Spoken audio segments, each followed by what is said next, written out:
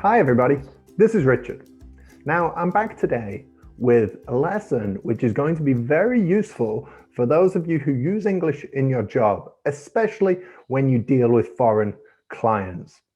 We're going to be talking about how to discuss options, how to maybe propose a different option to what somebody else gives, how to react to those proposals and suggestions.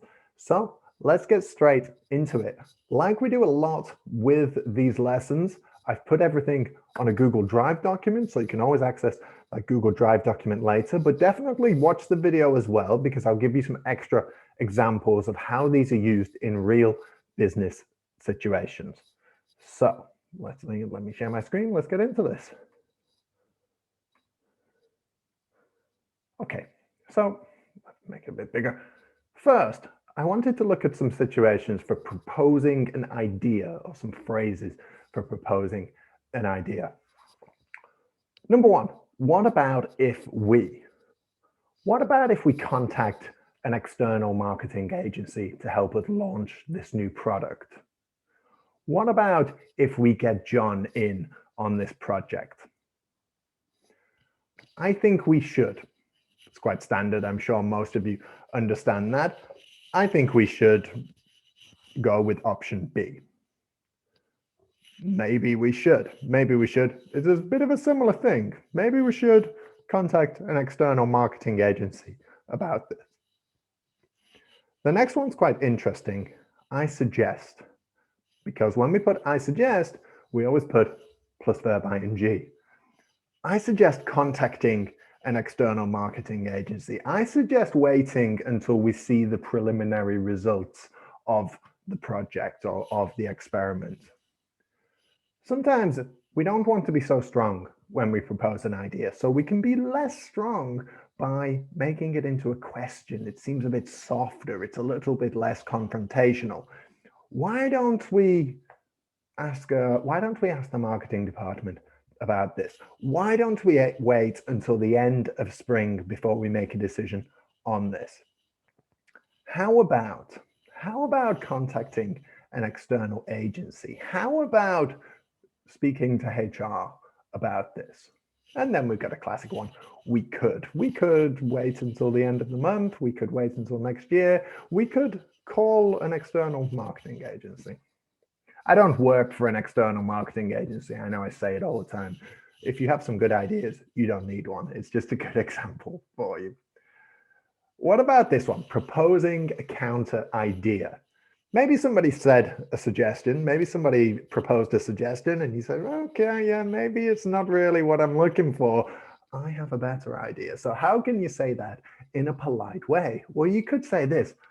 Alternatively, we could, plus regular verb. Alternatively, we could bring John in on this project. Or maybe we should, whatever your point is. If you want it to be a little bit less confrontational, like I said, asking a question is less confrontational, it's more polite. Don't you think it's better if we get 2 or 3 more people in on this project to give us a hand and we can finish it quicker?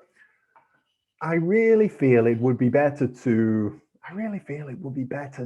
wait until the end of the year, once we have more information, before we make a decision on this.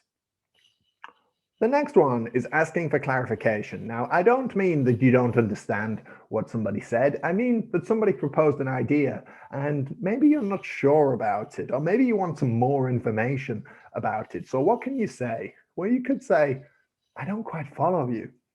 It means I just don't really understand. If you say, I don't quite follow you, the speaker will say, okay, well, what I mean is, and they'll explain the project in a bit more detail. I don't get what you mean by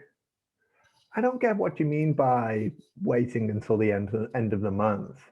Well, I want to wait until the end of the month because then we've got some more information and then we can go forward on this project. So if there's something in that idea that you don't understand, I don't get what you mean by verb ing, if a verb is immediately after that.